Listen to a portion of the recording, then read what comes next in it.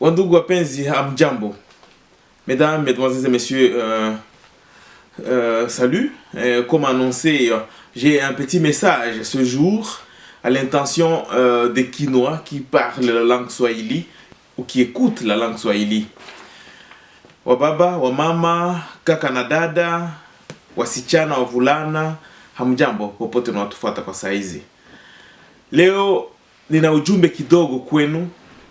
Nitapima kuzungumza haraka ajili niweze kuwatolea ujumbe wangu, lakini pia tuweze kuzungumza pamoja ajili ya nchi yetu na mambo ambayo tunakuwa tukiyaishi kwa siku za leo.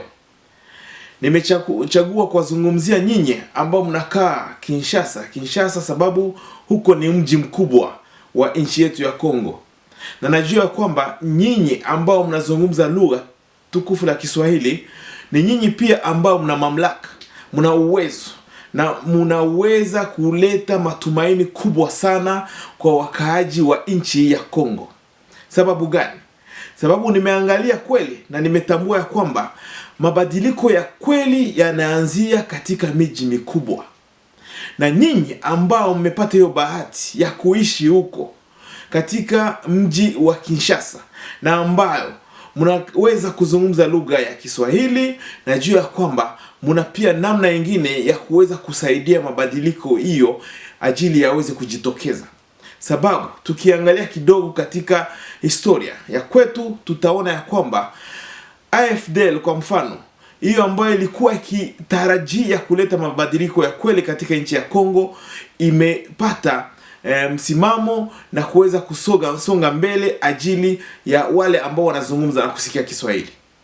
Baada ya pale, wakati tumefika mwaka wa 1198, hapo pia LCD imeanza mambo yake na vita, lakini walitafuta kweli kutuweka katika njia fulani ambao sijui kama ilikuwa njia ya utumwa, lakini walipata watu ambao tena wanasikia na kuzungumza Kiswahili hapo tena mjini Kinshasa na nafasi zingine kama vile Bukavu, Goma na hiyo ngambo ya mashariki, ambao waliweza kuwafungia njia kweli na mpaka kazi yao ikaisha na mambo yale ya vita pia kuweza kuisha.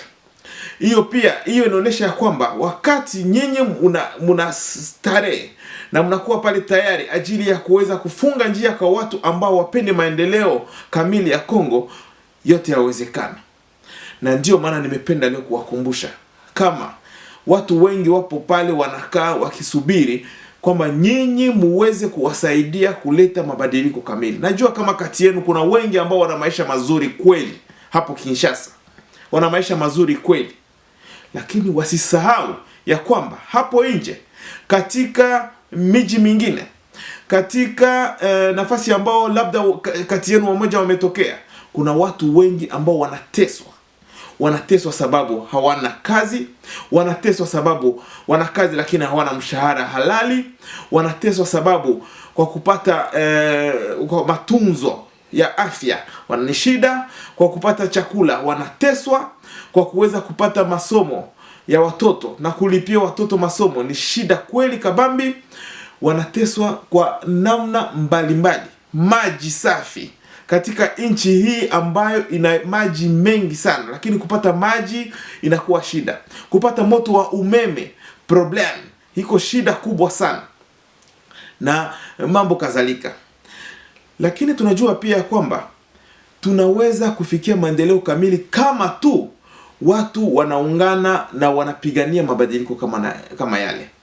Sio kwamba sisi ambao tunaleta ujumbe huu hatumpendi Kabila kama vile mtu. Hapana.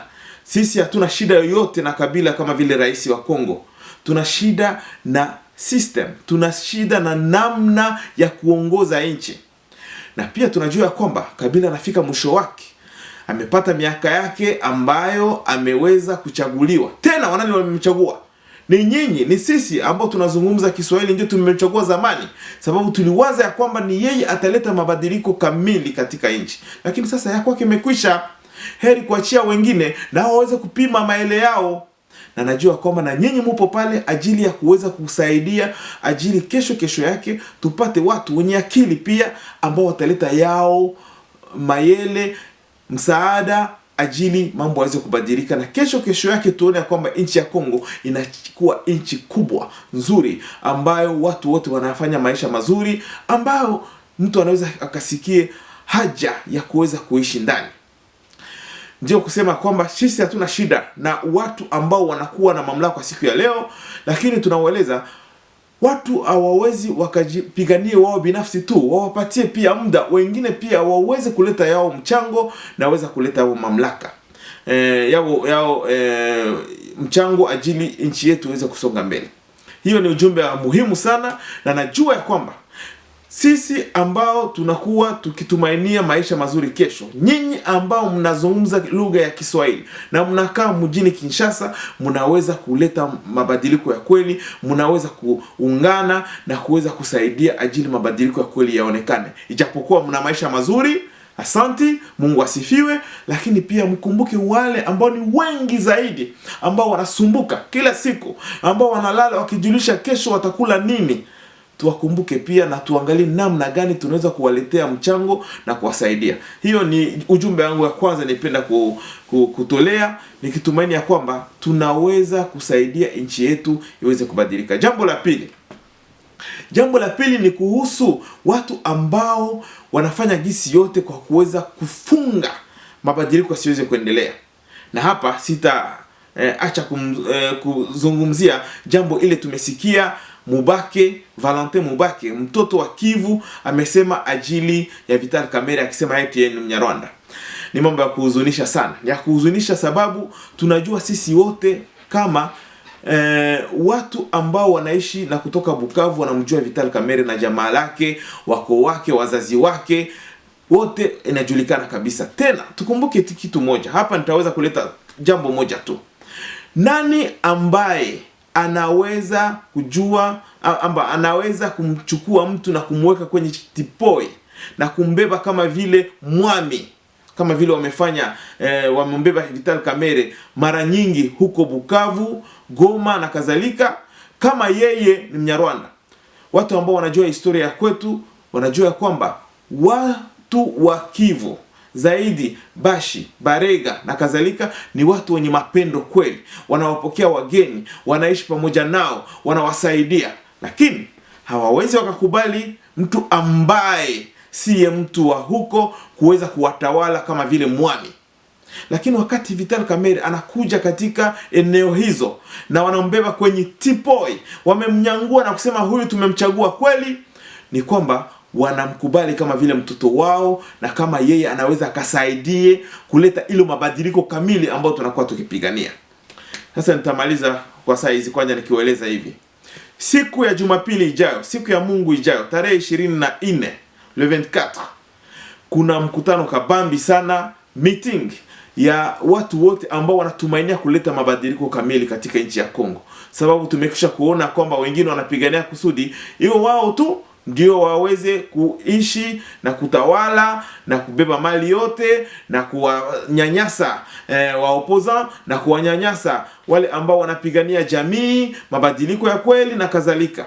Lakini siku ya Mungu ijayo, siku ya Jumapili, kuna mkutano mkubwa kwenye boulevard hapo Kinshasa, na iko muhimu sana kweli kuweza kufika pale na kuweza kusaidia kuleta mawazo na kuungana pamoja na wengine kwa kuonesha kweli wale ambao wanatutawala ya kwamba tunakataa mabadiliko ya mkataba huo, constitution ambayo iliweza kuchaguliwa ajili ya kuongoza nchi yetu, hiyo ambayo ni ya muhimu sana ajili nchi yetu uweze kupata mabadiliko ya kweli na watu waweze kuishi katika amani.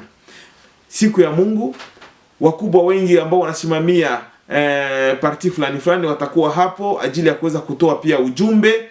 Nyinyi wote mnaalikwa, wandugu ambao mnazungumza Kiswahili, wandugu ambao mnasikia Kiswahili, njoni pale kwenye hiyo boulevard, nafasi hiyo ambao kutakuwa hiyo meeting kubwa, mjiunge pamoja na wengine na kuonesha sasa wandugu ambao wanatutawala kwa siku za leo kwamba siku zao zimekwisha, na ni ya muhimu sana, na natumaini ya kwamba nyinyi wote mtaweza kuungana na kuonesha kweli ya kwamba mnaunga mkono hizo parti hao watu ambao wanapigania maendeleo kamili ya nchi yetu ya Kongo.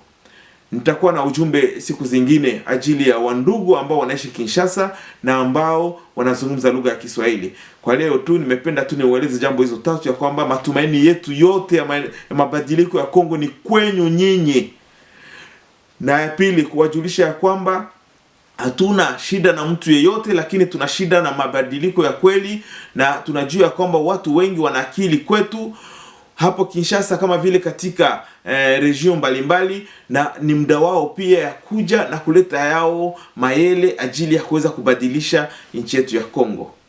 Na ya mwisho, nilipenda kuwaeleza ya kwamba watu ambao wanatufungia njia kama vile mambo umesikia ajili ya Mubake na kadhalika, hapana kufuatana na mambo kama yale. Ni wale ambao wanatafuta kucheza hiyo vikaratasi ya kuwagawanya watu na kusema huyu ni Mnyarwanda, huyu ni hivi na hivi na kadhalika. Sisi ambao tunatokea Kivu ndio tunajua nani Mnyarwanda, na ni sisi tunaweza kusema huyu si ndugu yetu, huyu ni ndugu yetu, huyu anaweza kusaidia, huyu hawezi akasaidie. Sio wengine ndio wataweza kuja na kuweza kutuzungumzia mambo kama na yale. Ila wakati mtu ambaye anasema mambo kama na yale anatokea tena kwetu, ni kusema huyo mtu anatumikia watu ambao wapendi mabadiliko ya kweli.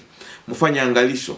Na ya mwisho, tukumbuke siku ya Jumapili, siku ya Mungu, mkutano mkubwa hapo Kinshasa. Hapo kweli ndio siku tutaonesha kwamba mambo ya Kabila imekwisha kwa siku zijazo. Mwezi wa 12 ijao ndio mwisho wake, na hapo watu wanapaswa kujichagulia rais